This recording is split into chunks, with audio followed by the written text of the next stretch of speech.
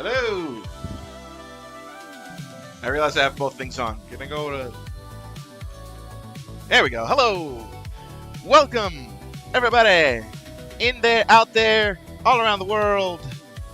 Welcome to another installment of the Kamen Rider ZEZTZ-udan, the only show online that has the balls to sit your ass down and make you watch some Kamen Rider Zets, because it is the greatest show on television right now. I'm, of course, your host with the most, your mercenary with the kicks, coming to you from 2286, call sign Henshin. How's everybody doing today? Yeah. How you doing? Good and Nightmare. Yes. Yes, we are about to see the Gore Nightmares full on in person, starting with the Fall of the Punish Nightmare. Y'all ready for that? Who's ready for this? Who's ready for this? I'm ready for this. I am ready. I'm ready. I'm ready. I'm ready. Yeah, buddy. I've been waiting for this all week. Are we sure the Fall? I mean, he's kind of made his presence known for like 2 episodes. I mean, last episode and this one. I think he's on his way out. I'm fairly confident in that assessment. Fairly confident, like maybe 80% confident. That's fairly confident. Because you're not gonna have like Zets and Nox team up against it and not kill it. You know what I mean? You bet 20? You willing to put your money where your mouth is? Huh? You willing to put your money where your mouth is, sir? Eh?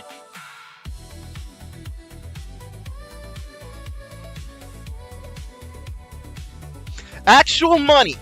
Are you willing to put actual money on it? Like, you are going to send me $20 if Punish dies this episode. Are you going to send me the $20?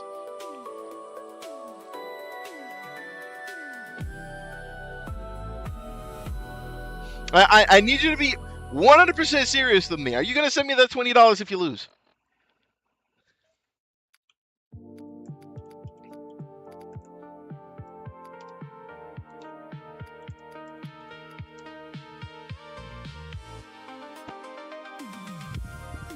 I sadly do not have super chat, so I'll have to see if there's another way. And Stream Elements shut the fuck is on the verge of shutting down, so it's like,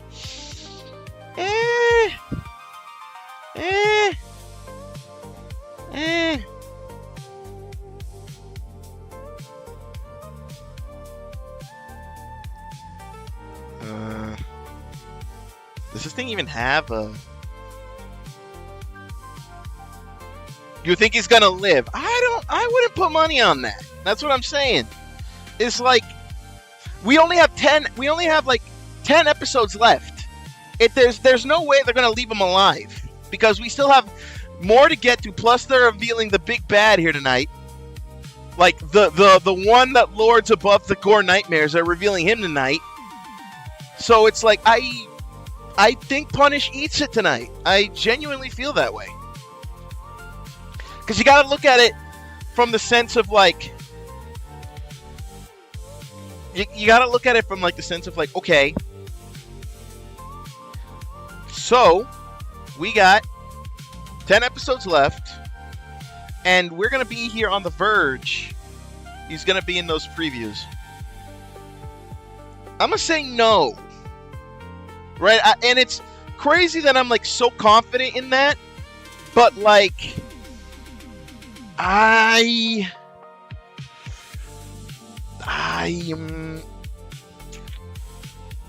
don't feel it. I feel like he's gonna die. This ep was good. How do you know? It hasn't even aired yet. What do you mean? You want a hug. But if I win, you send me $20. Is that right? You willing to put that up? You willing to put that up? It aired in your region. Are you lucky son of a bitch? No spoilers.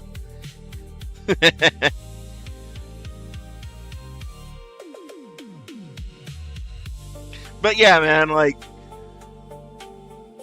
yeah, I don't know if this thing takes donations. I think it's just.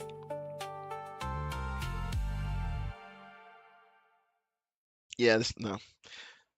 He's gonna be in the preview of the episode. I'm telling you, no. Like, I'm 100% confident in saying he's dead. He's dying tonight. Actually, is Stream Element still around? Like, did it fully close yet?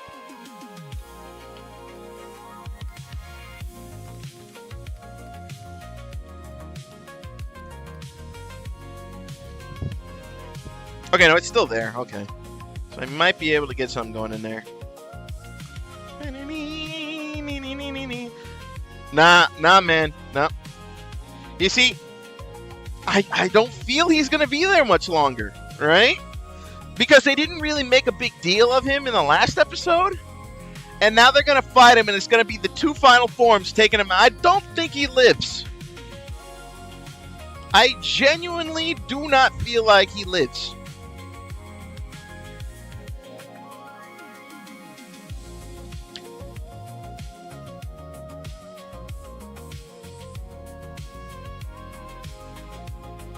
What the hell's my public page?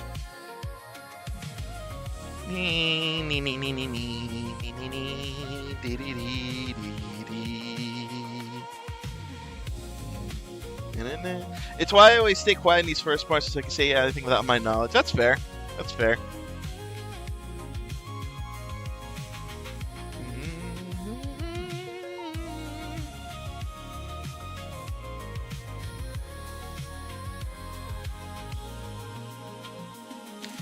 Okay, tell you what, Karis, if you want to put your money where your mouth is, if you're going to put your money in your mouth is,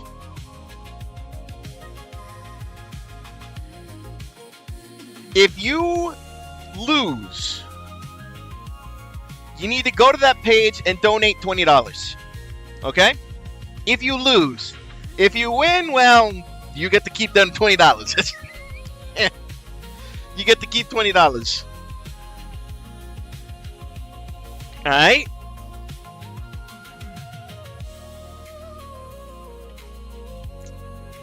I'm fairly confident that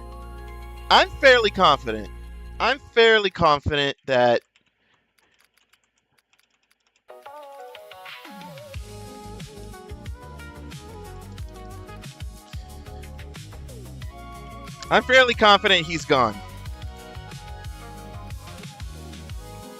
Oh, it already started. Shit. Whoa. I didn't realize the time was that close. I thought it still said we had 3 minutes.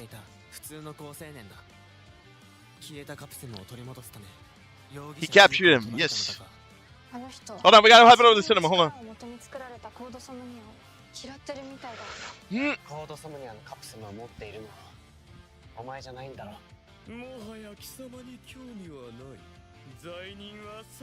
There we go.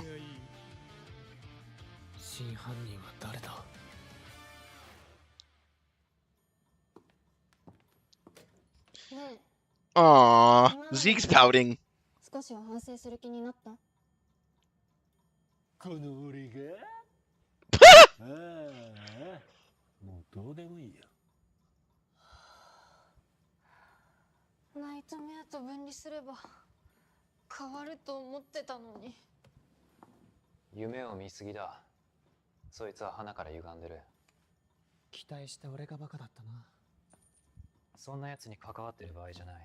He's just a punk.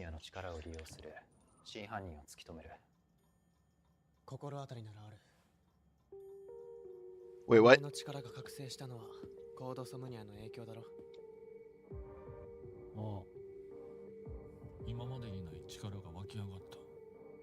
It's just like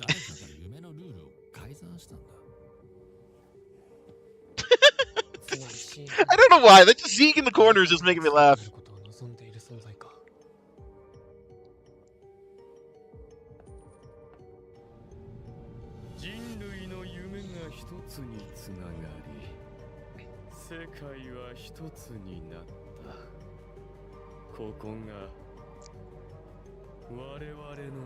This is our world.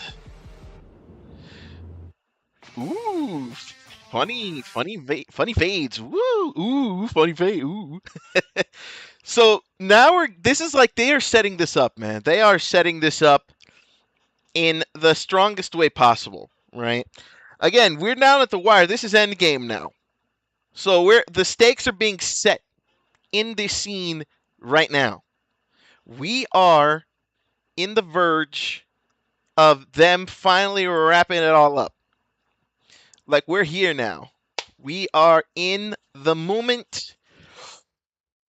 Ah, man, we are so ready. We are so ready for this. Some good stuff.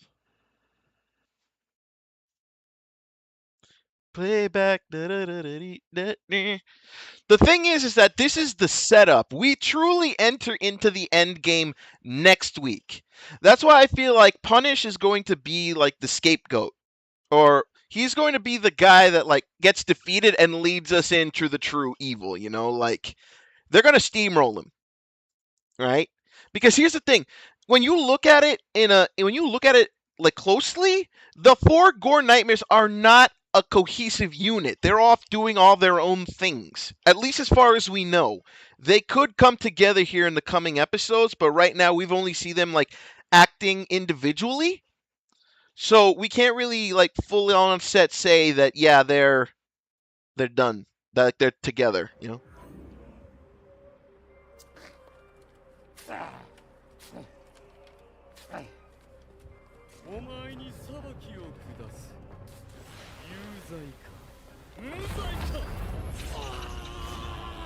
Uh-oh, they got him!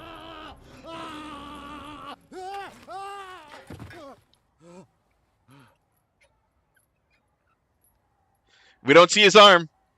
We don't see his arm. Okay, no, he's good. Oh, there it is!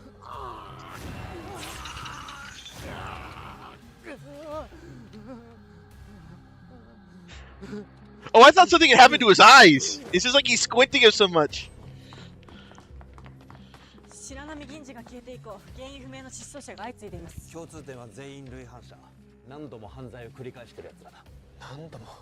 ナイトメアがこういった連中を意図的に狙ってるのは間違いない。何か心当たりはないか。あります。そいつが罪人を罰する悪夢を叶えているとしたら、絶対に止めないと。Meanwhile, back at Code. 高度は一線を越えた。大義名分のためと許されていい範疇を超え、コードナンバー3の暴走を感化した組織の責任は重大だ。ならばコードソムイヤの開発に関わった君にも責任はある。無論しかるべき処罰を受ける覚悟だ。And here it comes. 君はコードを潰すつもりか。そうなれば誰が世界の秩序を保つ。あとは新時代の者たちに任せましょう。Oh shit! 去るのは君だけだ。ゼロ。Who are all you fuckers? Any more sins? Booster! Whoa! Judo chop!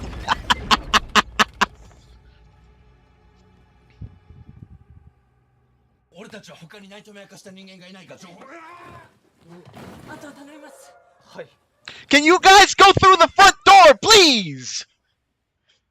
Please!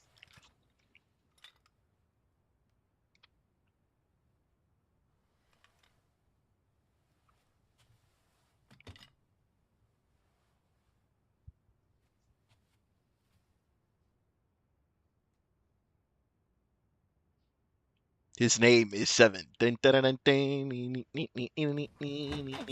絡があった。コードは全ての罪を明かして組織を浄化するって。He's purging the organization. 自分も償う覚悟みたい。そっか。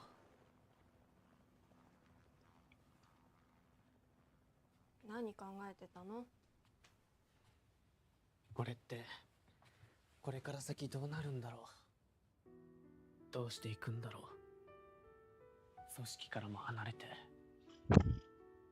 でも俺には力があって。What does that matter to you? 先のことはわからないけど、 You're a rogue agent, my friend. 今この瞬間を大切に、後悔のないように一つ一つ決めていくしかないよね。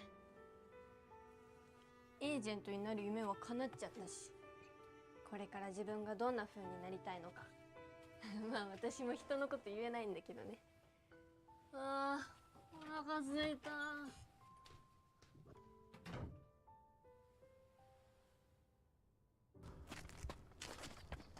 Uh-oh. He's not hiding it well.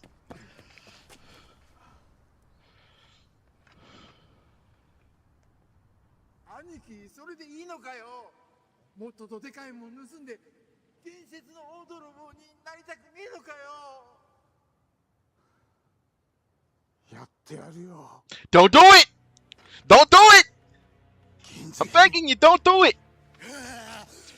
俺たちの人生こそ泥のままじゃ終わらせねえ。やってやるよ。やってやるよ。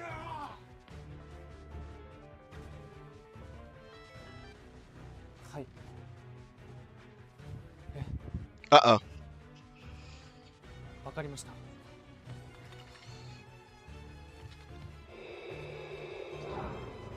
罪人は罰を受けるがいい。バニちゃん。 He's deflated, man. He's gone. 振られた彼氏じゃないんだから。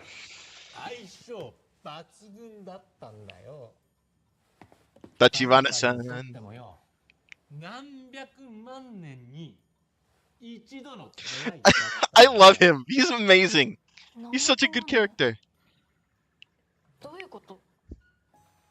バニーちゃんは大昔から人の心に宿ってた。 He's lived in the human mind. 神様が人間をお作りになられた頃からな。 Meanwhile, back at the lady's place.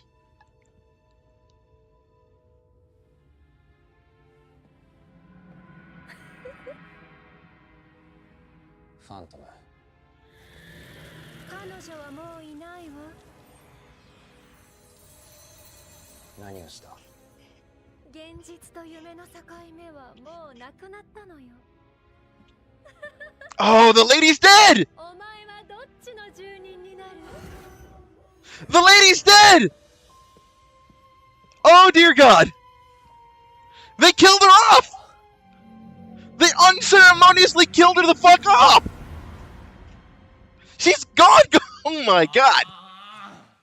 全部コードサムニアのせいで。あんなもんがあったからみんなの夢が一つにつながって俺の中のパニちゃんが自立しちまったんだよ。ああ、それってナイトメアが自分の夢主を苦しめるだけの存在じゃなくなったってこと？支配する気だ。あいつらの思うがままに夢の世界をな。夢の世界が一つとなった今、人類は私が罰する。ね、腕なんだけど、手ここからね、わーって冷えててね、もう手じゃなかったね、手じゃなくて、だって手じゃないそれでどっちに行ったかわかりますか？そこのお屋敷の方へ。ご協力ありがとうございます。娘さん。Uh-oh. Go! その車俺たちんだ。鍵をこせ。殺されているのか。助けてください。黙れ。叩きやがったな。死にたくなかったらうせろ。あなたの調書を読みました。誰も傷つけない、それが伝説のコソ泥兄弟の誇りだって供述してますよね。うるせえ。は伝説の大泥棒だ。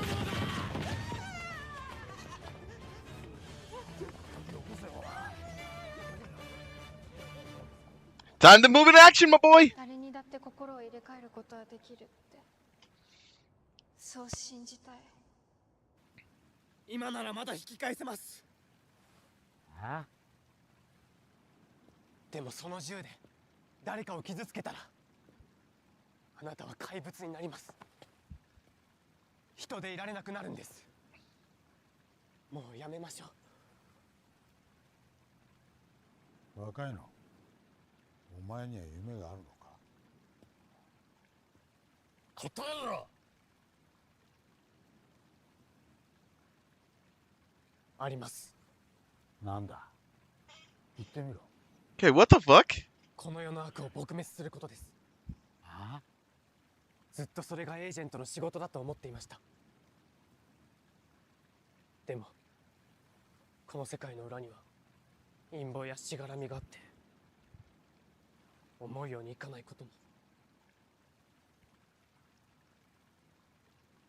それでも叶えたい。俺の夢は変わらない。世界中の人たちが少しでもいい夢を見られるように。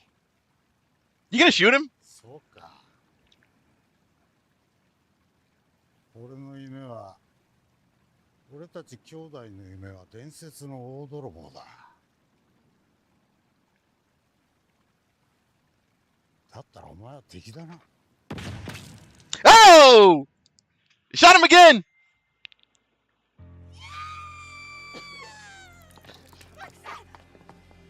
How many times is this guy gonna get shot in this show?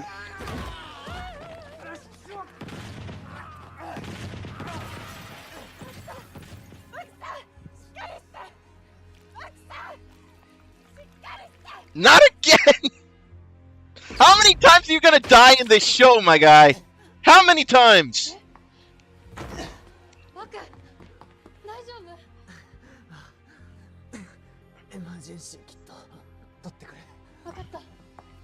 あんちゃん一人で楽しんでんな。罪人片っ端から処刑してよ。ちょっと黙ってて。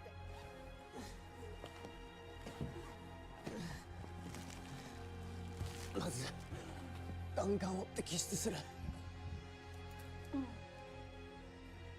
Time for Nurse Nem to step up. 犯罪者が消えて世界はハッピー。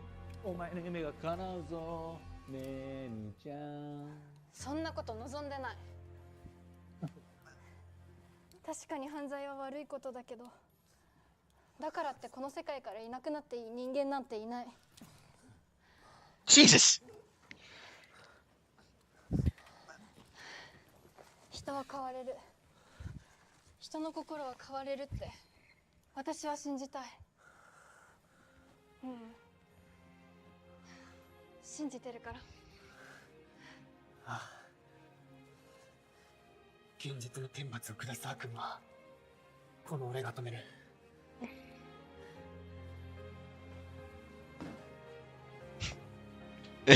Zeke just goes back to self-lamenting. ありがとう。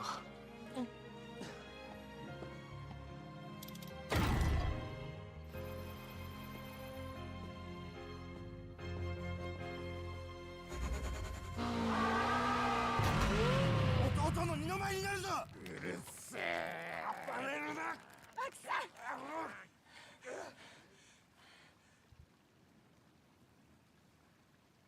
He's not bleeding. 出血が止まってます。本当か。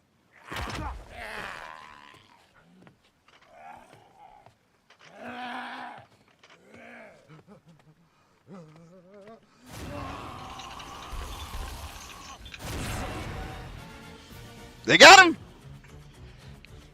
俺たちは伝説の大泥棒だ。有罪。 Oh, they got him.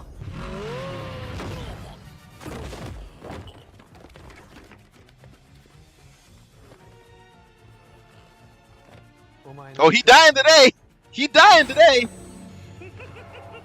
この私を。奴は一人で太刀打ちできる相手じゃない。どういう風の吹き回しだ。詳しい話は後だ。 Here we go, baby! Double time! Secure the secret weapon. それが俺のミッション。お前を止めない。Shadow. I'm on it. 変身。 Oh, here we go, baby!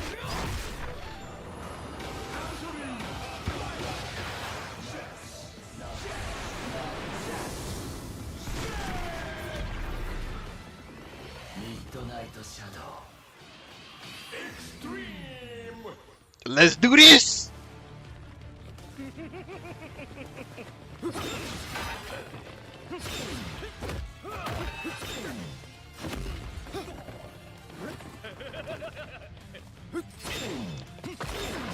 That's a particular noise that it's making when they hit him.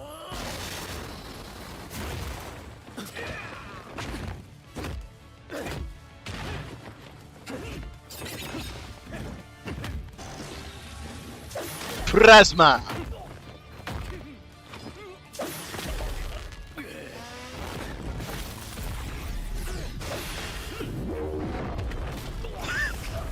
Knox telegraphed that one. Oh shit!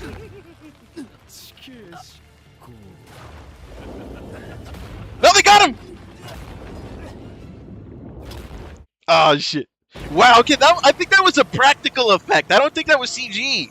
I think that was a practical effect.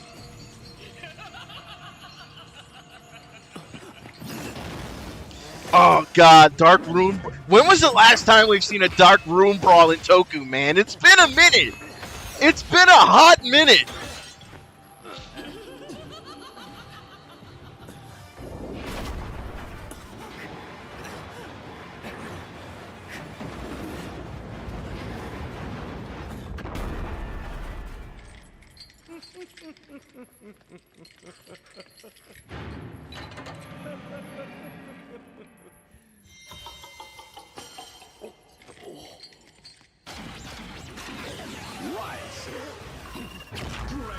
Hey, the bunnies!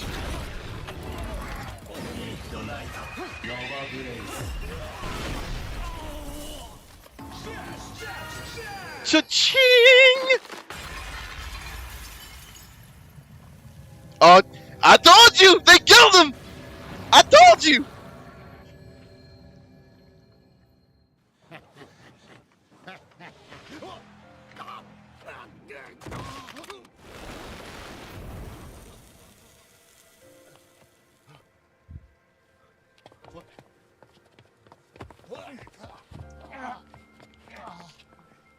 もうこれ以上罪を重ねるな。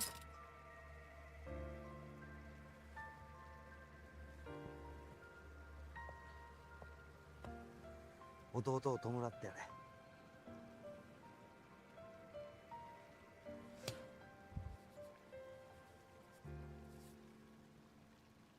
Damn. ネムの母親が消えた。ナイトメアの動きに変化が生まれてる。全部コードソムニアのせいで。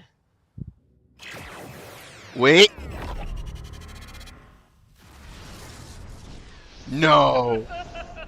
No. 復活した。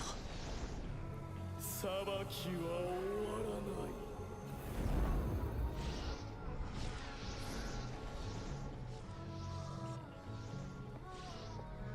また誰かが。This is getting. Oh!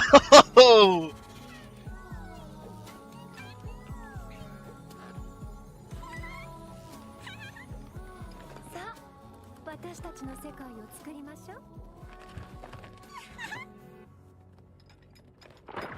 Oh, you motherfucker.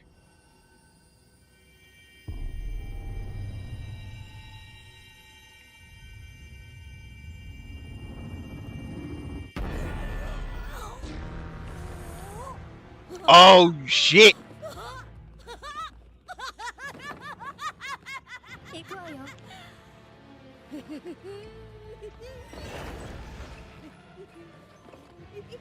That's... Oh shit!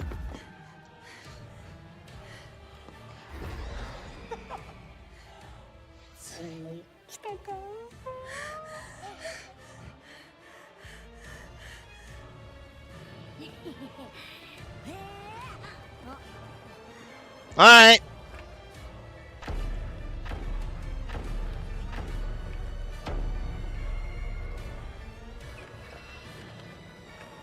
And then the four came together.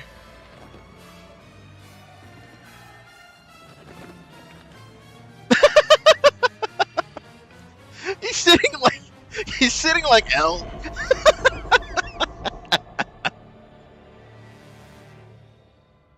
And thus it begins. Wait, what broke? 我々の世界が今終わりの始まりを迎えようとしている。コードは俺が潰す。この文明も崩壊する。ゼロはこの世界に必要な人だ。壊れろ。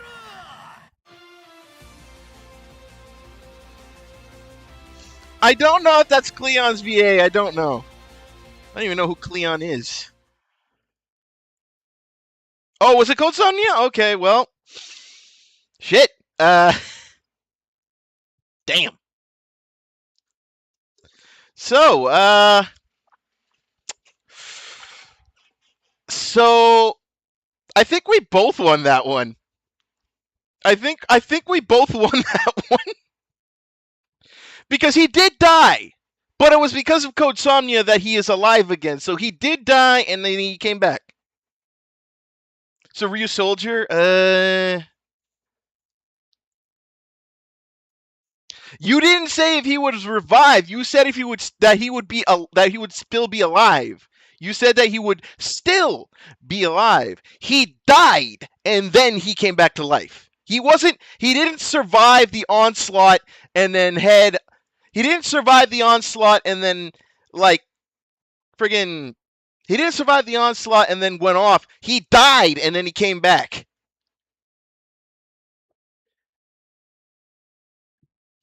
He's what? Fuck you.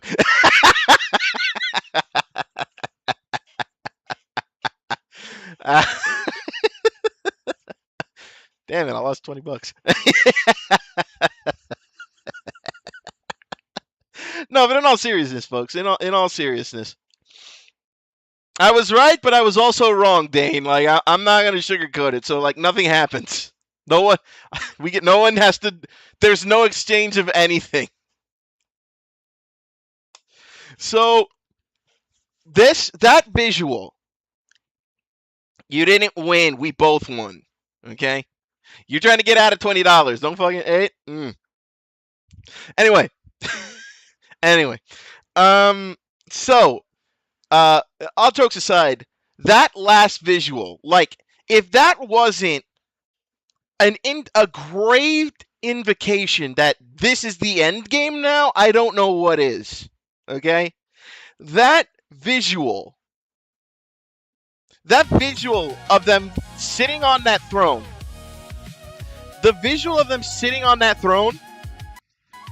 is like, that signifies the beginning of the end.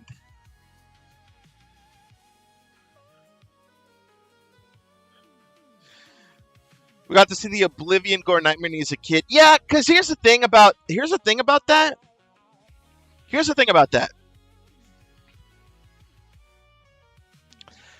That's normally how, like, no, Oblivion's there. He's the kid. But here's the thing.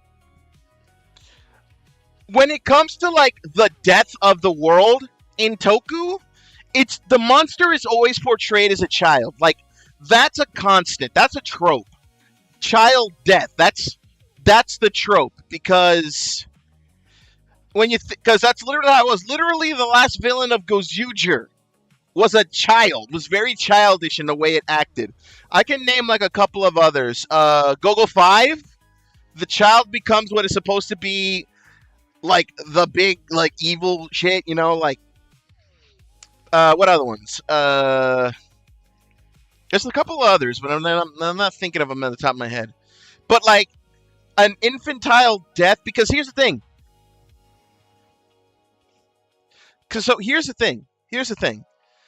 So when it's portrayed as a child in that more, it's because it's telling you that like death is not. Oh, another great example.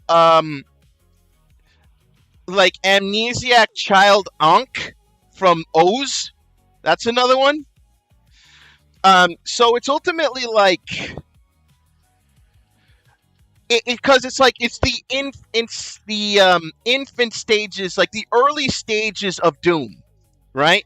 The early stages of devastation, the early stages of, in this case, oblivion, right? This is the early stages of oblivion, because once he gets older, oh no, then like full power, like we're fucked. But like ultimately the four now sit, and by the looks of it, the lady still lives, but she was ultimately absorbed by the, I forgot what nightmare is she? What gore nightmare is she? I forget. Phantom, that's what it was, Phantom. She's been absorbed by Phantom Nightmare. So yeah, because that'll allow Phantom Nightmare to take on that form. But the character, the lady, for as far as we know, is pretty much dead. They say she disappeared, but like it's gonna be difficult to like separate her. I wouldn't be surprised if she's a casualty of war. I could be wrong. Why is the catastrophe gore nightmare here? I don't know. But clearly something's going down. And that'll be that, like, remember, Punish did go rogue.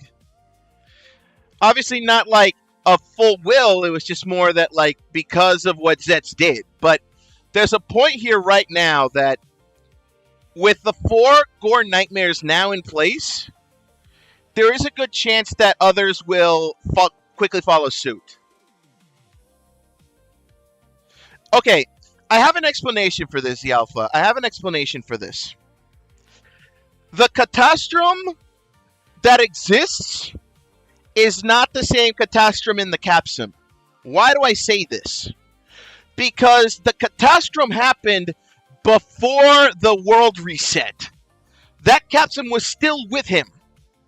The world reset because it was all a premonition. So the true catastrophe nightmare, still in Baku. Still there. Because it never truly got eradicated. It only happened in the dream. That wasn't real.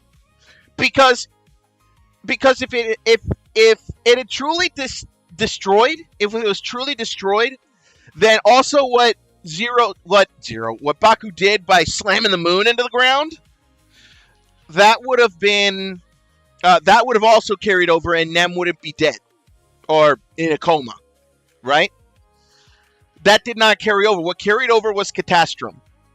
So that means that what he has is a version of Catastrum in there. He doesn't have the current version of Catastrum. If anything, I can see like the catastrophe nightmare is going to be countered by the other catastrophe nightmare when ZETZ uses Catastrum. It's going to be a Catastrum versus Catastrophe. So Nem is in pain. Yep, because actually I don't know why. I mean, because when he swallowed the... Wait. Hold up. Theory time. Theory time. Theory time. What happens to the nightmare? Because sometimes, like, something that nightmares do can affect on the original user. What if that pain in her chest is the fact that she can feel Coach Somnia, like, right there?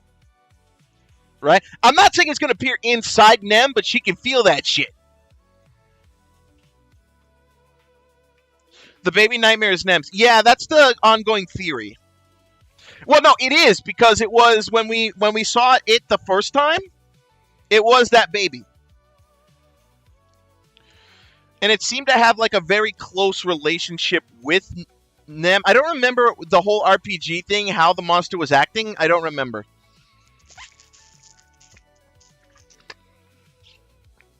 But it's pretty clear to me that, yeah, I don't think, yeah, the nightmare got a boost, but I'm convinced that, like, it's also that she can physically feel Code Somnia in her chest. I mean, technically it would be in her stomach, but, like, if it's filtering the power through, it's, yeah. I mean, it's gonna get into the bloodstream, goes to the heart, and just like, ah! So, it's definitely going to affect her in some way, shape, or form. Unless nightmare physiology is weird and the stomach is up here. It's a face like, don't put that visual in my head. To me, it's like, anyone here seen My Hero Academia? Anyone seen, like, and Shigaraki's, like, whole thing is, like, his whole suit is hands? It's just, like, hands. Like, he's got a hand on his face. That's what it reminds me of, but kind of like, but instead of, like, the hand on his face, he's got, like, hands around his head. You know, that's what it looks like to me. But also, the color scheme gave me heavy Saber vibes. Like, his body gave me serious Saber vibes just on the color scheme. The eye obviously isn't the same, because I think the eye he gets in one of, so Saber gets in one of the armors, like right there. I don't know if it's Primitive Dragon or whatever on the chest, but it's somewhat similar, which is a pretty interesting design choice. I will state that for free.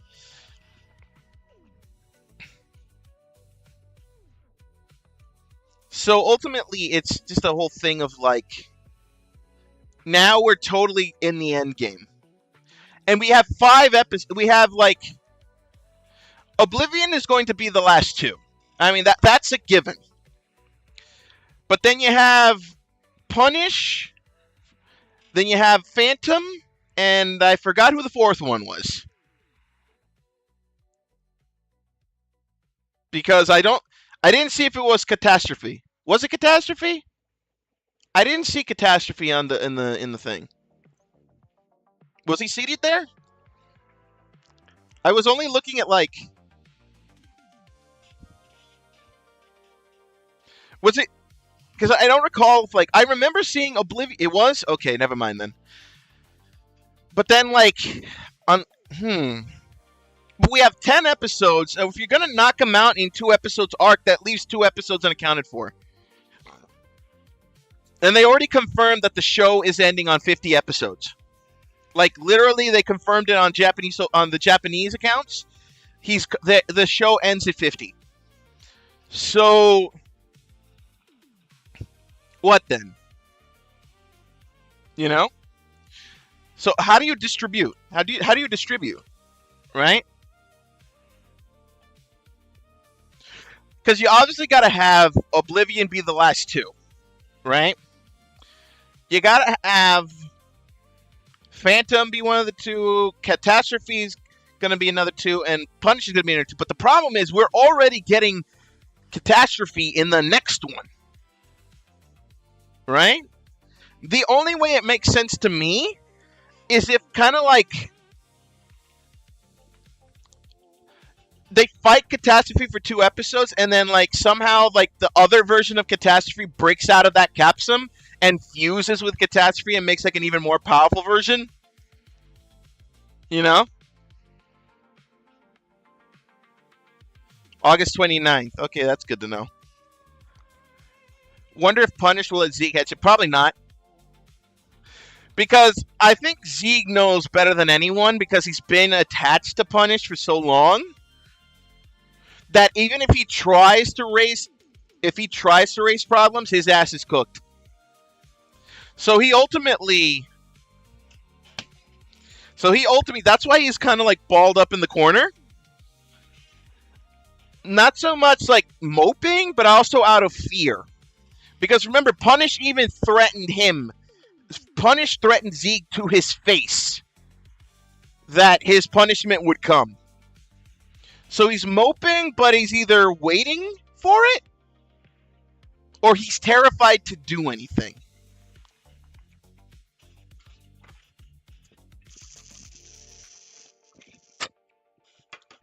So it stands to reason. Are we having Baku versus Nox again? Probably not. Because here's what's going to happen.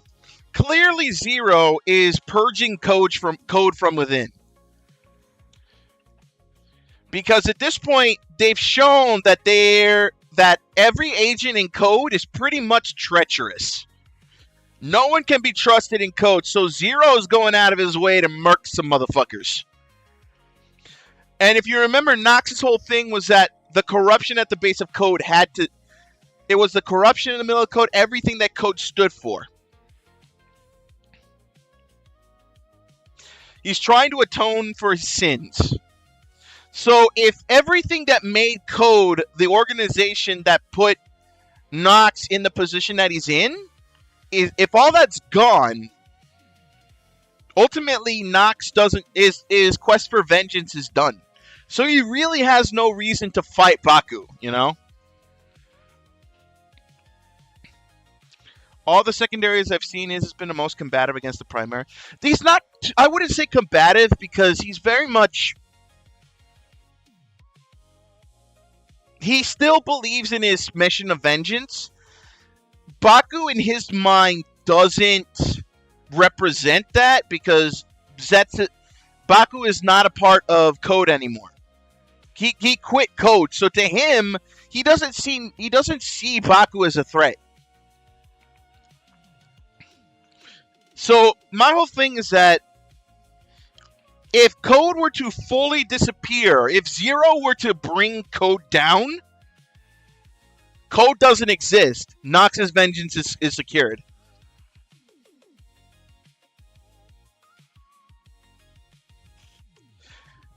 Hell, I wouldn't even be surprised if we see Zero get in Invoker form.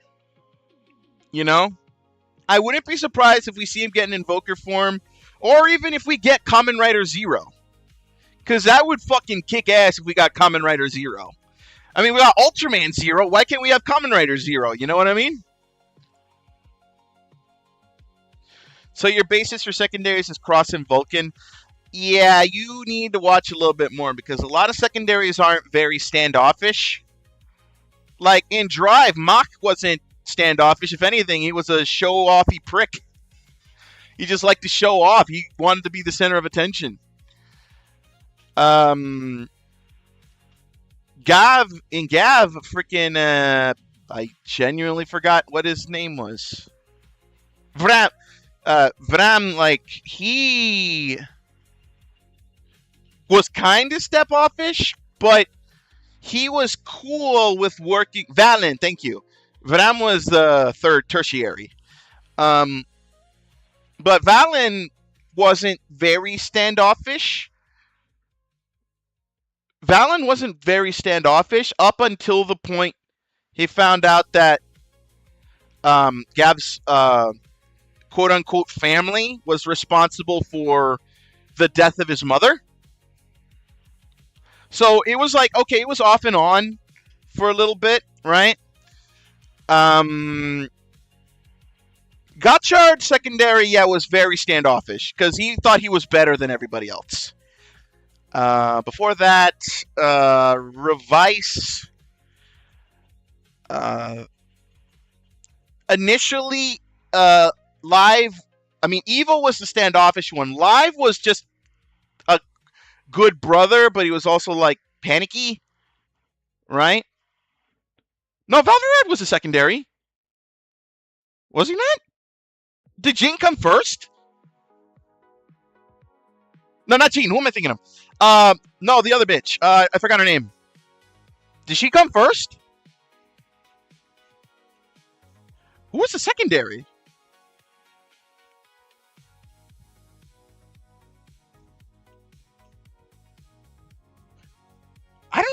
No, Gotchard.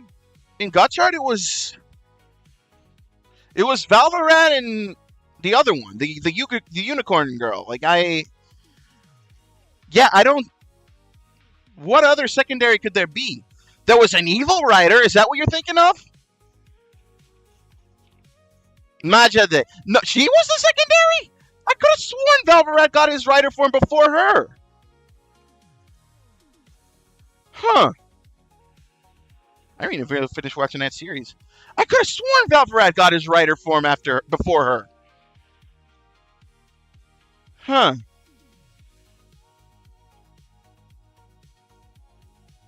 He got a non-driver. Ah, okay, fair enough. But yeah, Majide, she was not really standoffish. She was very much like kinda at the start before she became a writer. She was kind of like weirdly not against, but didn't understand why Gotchard was in the position he was. You know, like things like that and dealing with stuff. But she, for the most part, tolerated him and even grew to accept him. Right? Before that, Geets, Buffalo was standoffish. Yeah, Geets, like, really did not care for Ace. He really did not care for Ace. He really wanted to beat the shit out of him every reset. Let's see. And then before that, Saber. Buff, do not say that. Are you serious? What do you mean Buff is a tertiary? Who was the secondary then? Are we saying that the Neon is she the secondary? Right, Tycoon. Tycoon was kind of. I mean, he was all right to start, like, you know, traditional, like, I want to like get along with you and shit. Until later on, he becomes a standoffish prick. No, Tycoon does check out. You're right. Yeah, and then before that, before that was Revice. I thought, no, because then before that, because then we had, in Revice, we had his brother, Evil Live. And then before that, we had Saber. And Leo was not, he was very much dedicated to his duty. But he was never really, like, against Saber. He was never really against him.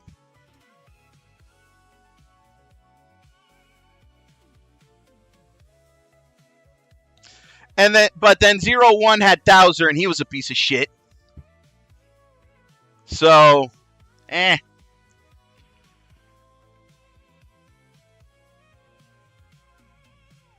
before you ask, I do not count Force Rise as a writer. Because that's not a good thing. But yeah, Thouser was a piece of shit.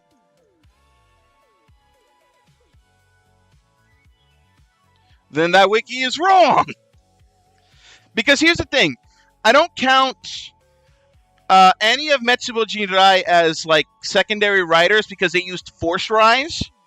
And Force Rise forced the... Oh, wait, Vulcan! Sorry, I'm stupid. Vulcan!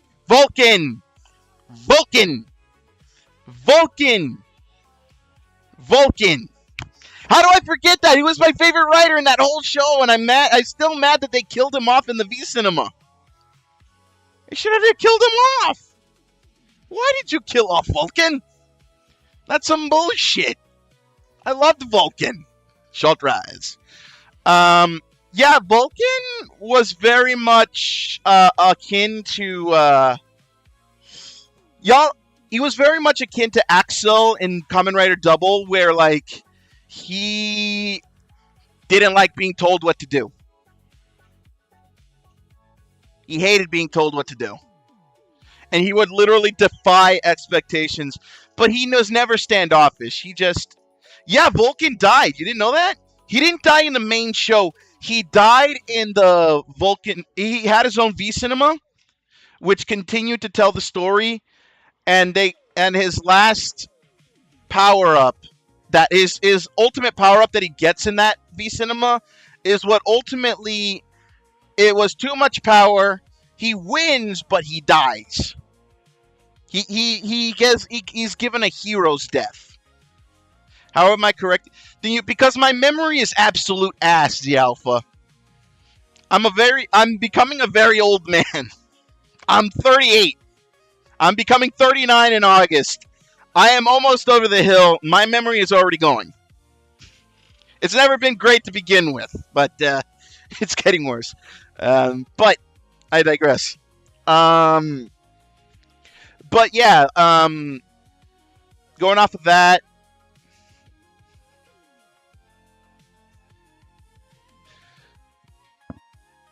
the early part. It's 2 months away, man. Hold your applause. But yeah,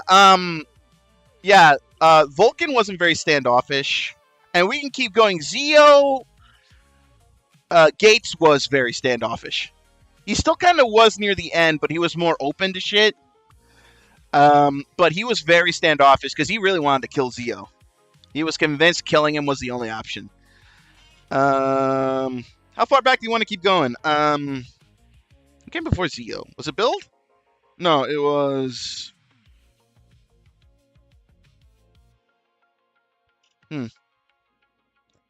Build. Banjo was just a fucking moron. Freaking himbo in every sense of the word. Xaid was standoffish. Tattle was very standoffish.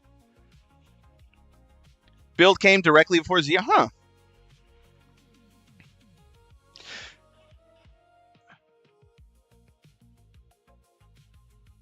Yeah, okay, yeah, no, that's right. That tracks. Okay.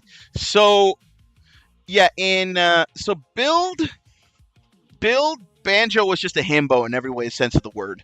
In Xaid, Tattle was, again, a pompous asshole. He was a prick. Right? Because he thought he'd do better than how did I forget his name? Emu. He thought he was better than Emu. Then before that, Ghost Spectre was not really standoffish, but he was definitely like kind of set in his ways. He was kind of set in his ways. Yeah, but he also recognized like that him and Ghost had gone like way back. So they were still like really close friends. So they didn't really, there was no really standoffishness there. Keep this gravy train rolling. Who came before Ghost? I feel like I should know this. Why am I blinking? Drive. Yes, thank you. Drive. Mach was just a fucking dickhead who wanted the spotlight for himself. Like, that was his thing. Like, he wasn't standoffish. He just wanted it to be all about him. He was flashy. He was loud. He was a dickhead. He was a prick. But not a prick like in attitude. A prick because he wanted to make it all about him. Right? And character-wise, he was kind of cool. A little bit of that himbo in him. But every time he literally had to make it about him, that's when he came off as a prick to me. And then before that, we had Gaim. Baron was a standoffish prick. Wizard. Beast was just kind of chill. Beast was chill. Had no bad blood with Wizard. He was kind of chill with it, kind of cool with it. Forze, Meteor was kind of a dick at first.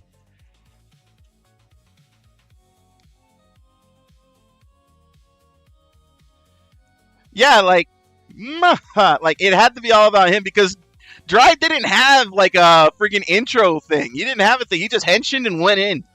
Mach had to like make it a spectacle. And then let's see. And then before And then before Wizard, we had Forze, and Meteor was kind of a dick at first, but then like he kind of came around. O's Birth. Date Akira Birth was kind of cool. Date Akira Birth was the man. I actually fell in love with that guy, and then like I saw him play Scheider in the Gavan like trilogy reboot, and I'm like, dude, he's the man. I hope he does more in Toku. I hope he does more because like he's so awesome. Double Axel was kind of a prick, kinda. Like he was a helpful guy, and like he kinda. But that whole thing, like, don't ask me any questions, he was kind of an asshole. He was kind of an asshole.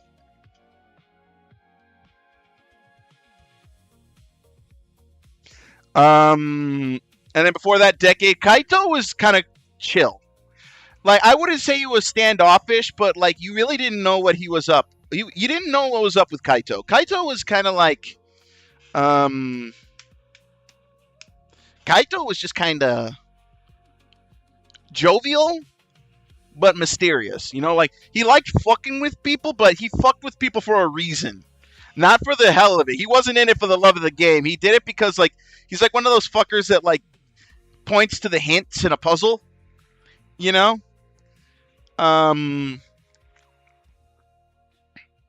Let's see. And then before Decade Deno,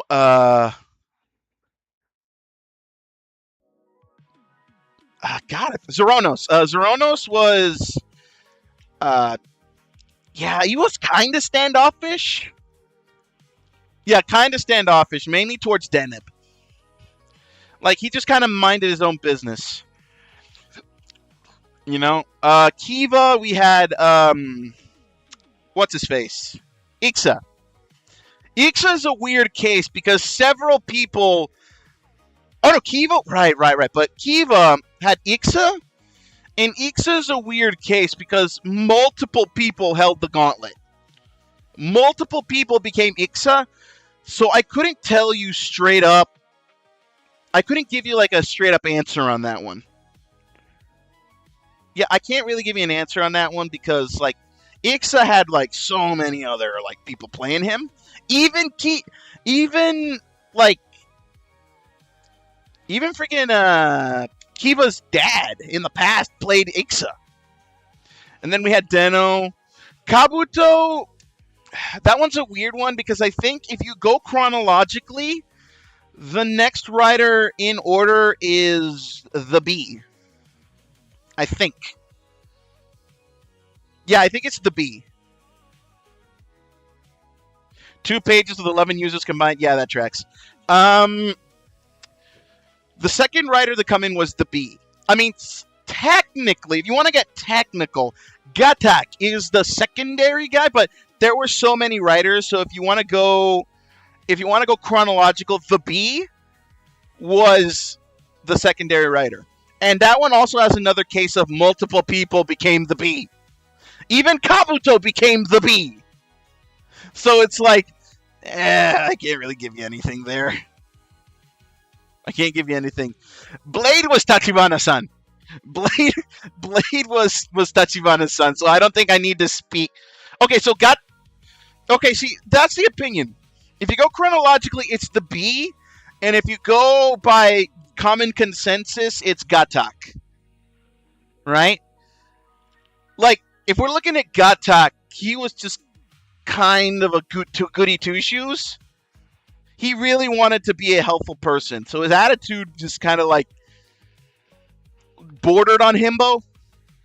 But if you're looking at the B, again, that one had multiple users, so I couldn't even begin. Because I think the first guy to hold the B only has it for like 2 episodes. And then fucking Kabuto clowns him the fuck out of the role. And then Kabuto becomes the B for a couple episodes. Gatak becomes the B for a couple episodes, and it just kept moving around. Then we have Hibiki, which I refuse to watch because goddamn that show sucks. But I think the secondary is Ibuki. No, Hibiki became before Blade. Okay, that's right. I already said Tachibana, though. I already said Blade secondary was Tachibana, so I don't even need to speak on him. You all know the reaction. He was literally like, "Oh, he'll help Blade in one moment, and then shoot him point blank range in the chest the next." That was his whole spiel. Sayako! Like that. Hibiki, I don't know who directly the secondary writer is. It's between Ibuki and Todoroki. I think Ibuki might be the first one, but again, I refuse to watch that series because I tried and I couldn't get past the first 2 episodes. Like, it was that bad. It was that bad. Kuga, I could do Ruki, Faiz, Blade. Faiz is Delta. I haven't seen far into Faiz enough to have an opinion or to be able to tell you how he is. But Delta's the next one, because I think Ixa then comes after and, like, fucks shit up. Then we have Kuga, I could do it. And then we have Ryuki, which is Wing Knight. It's not Delta. Is it Ixa? I haven't finished watching Faiz. Like, I have not gotten very far in there. So was it Ixa? Ixa is the next one?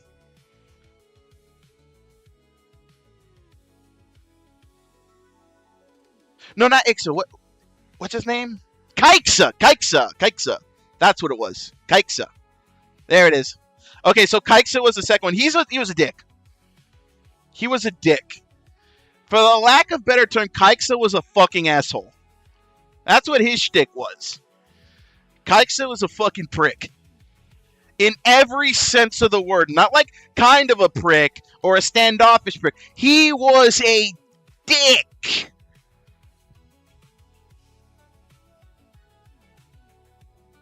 That's why the meme on September 13th is Kaixa did nothing wrong when he actually did all the wrong. Ricky with Kamen Rider Knight, I mean, I don't got to say nothing about it. He was kind of standoffish, but that cool kind of standoffish. You know what I mean? Like, he chilling. Kuga does not have a secondary writer. And then Agito was the first, and I think the secondary writer for him was G3. Because I think Gills comes later. If my memory serves me correctly, I believe G3 is already G'd up from the first 2 episodes. Yep, it's G3. I honestly don't remember how he was. I think it was kind of like he was like a working man. He was the working man. I think like he was like there for the thing, but I don't remember what his motivation was. Yeah. No, it wasn't actually. If you want to get real technical, I believe the first series to start the secondary writer thing was V3. V3 or Stronger. Which is the episode? Which is the one that had Rider Man in it?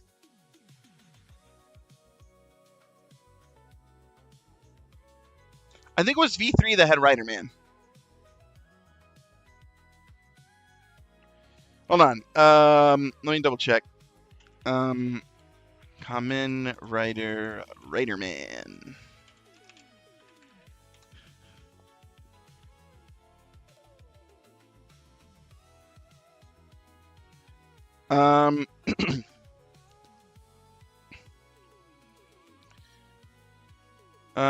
Contains the power.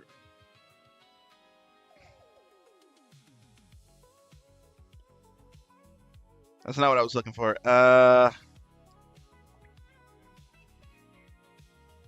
Let's see. Yeah, he was in V3. So Riderman was the first secondary writer.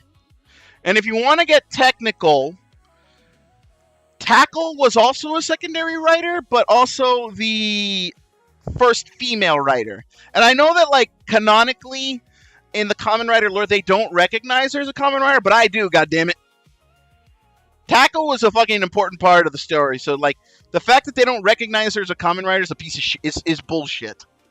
Okay?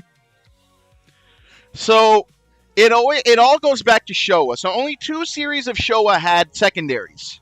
And that was V3 and Stronger.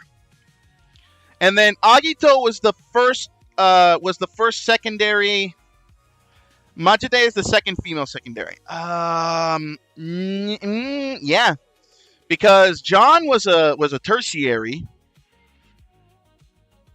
and then Sabala doesn't come to like way later. The 70s were sex. I mean, yeah.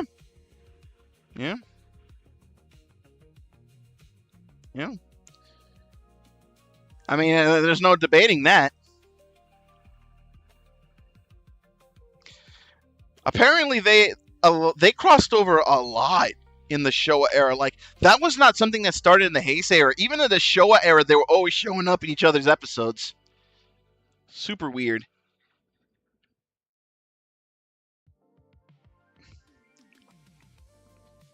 Because I think, like, every evil organization in the Showa ones would be offshoots of each other.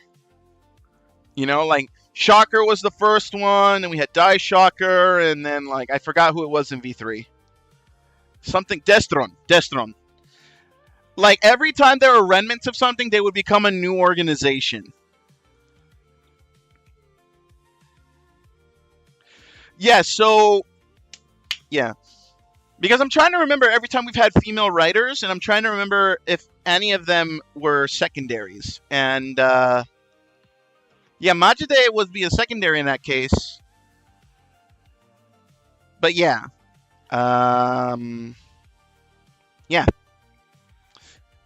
So, yeah, in the history of Kamen Rider, there's only been 2 secondary writers. It's been Tackle, and it's been fucking,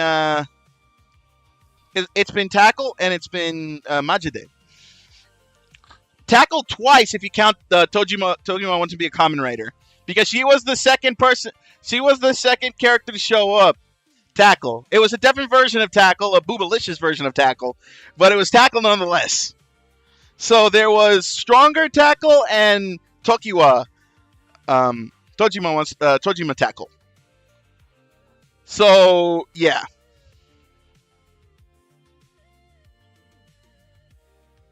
Thouser's the 4th. The thing is that I feel like the count gets, like, kind of misconstrued because, like, for all intensive purposes, we had a female writer in Gain. But she came till, like, much, much later. Same with Sabala. She didn't really show up until, like, maybe the second half of the series. And then, let's see. John shows up after, like, also halfway through in Revise. And then Majide, obviously, the secondary. Neon is kind of there. I mean, she's there already at the start with Neon. In Geats.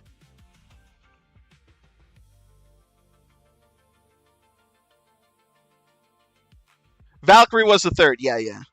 I mean, technically, yeah.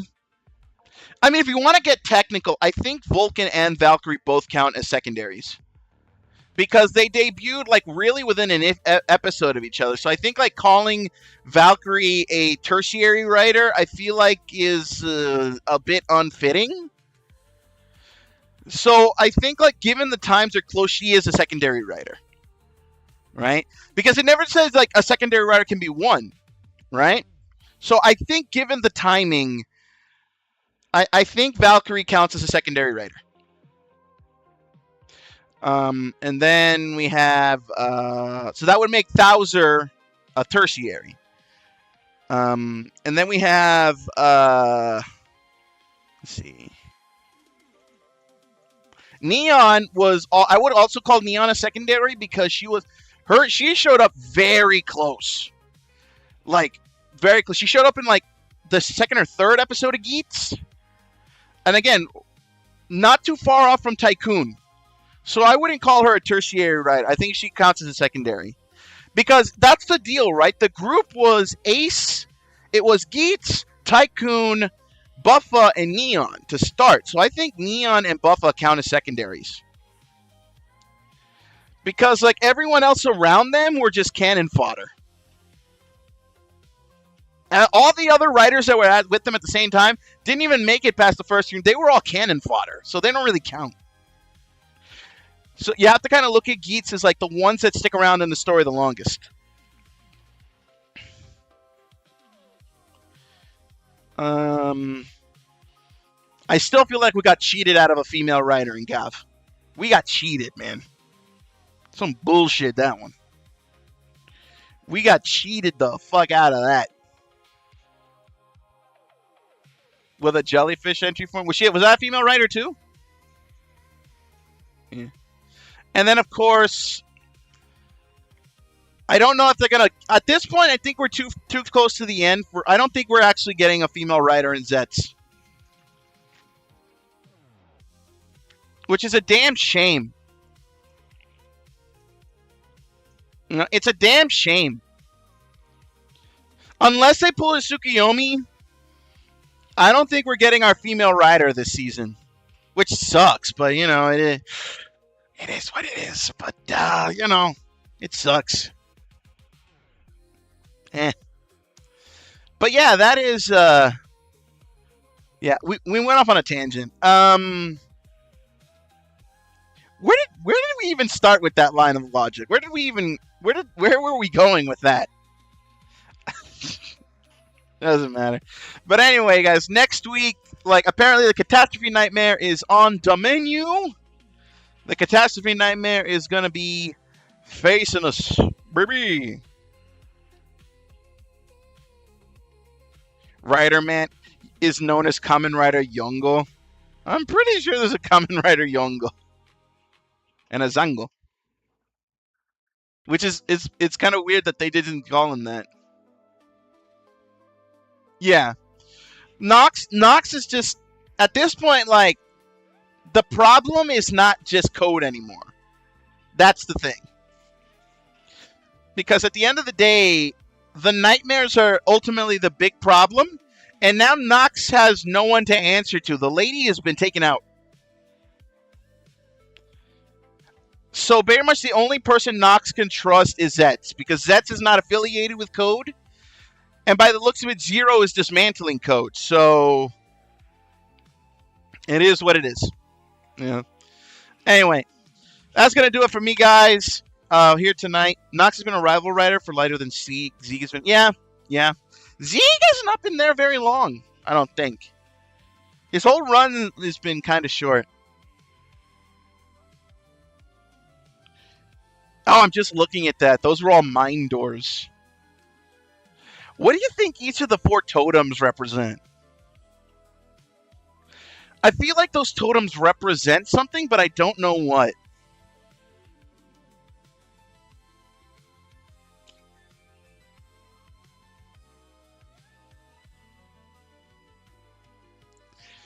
I guess we'll find out at some point. But yeah, those pillars look very important. Those pillars look very important.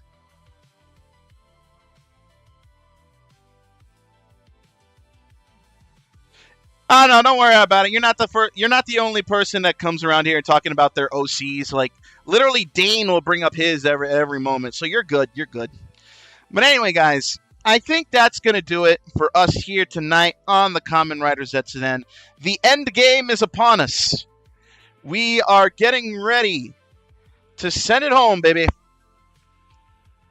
And I, for one, am both excited and sad. I am so sad. I'm so sad. Because it's all coming to an end. I genuinely do not think Mice is gonna fucking surpass ZEZTZ. Like, I feel like we are...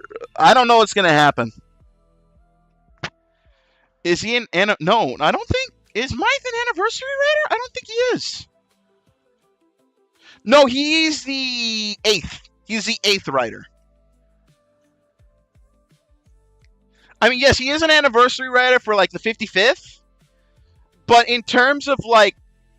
He's not our decade writer. He's not our decade writer yet. We have 2 more years. Which is hilarious to think about that when I turn 40, we're getting our decade writer for the Reiwa era. That's hilarious. It's crazy, you know? It's crazy.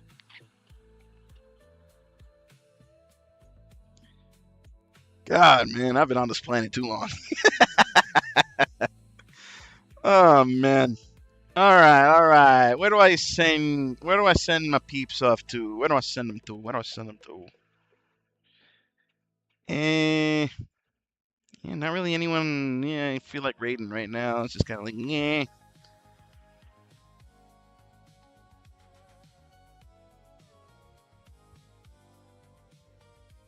All right, I'm gonna let me see if I can do this.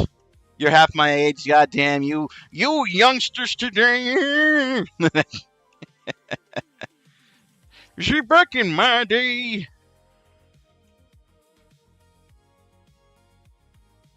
Back in my day, you damn kids get off of my lawn.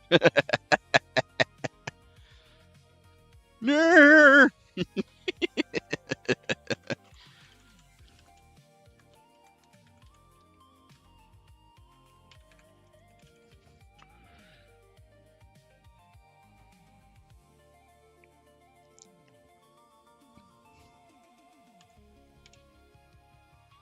Damn it. Okay, we're not rating anyone today. So both platforms. Don't Twitch. Don't worry about it because I don't really have anybody else I can raid right now. But I think we're gonna call it here, folks. So I want to. Whoa, what happened there?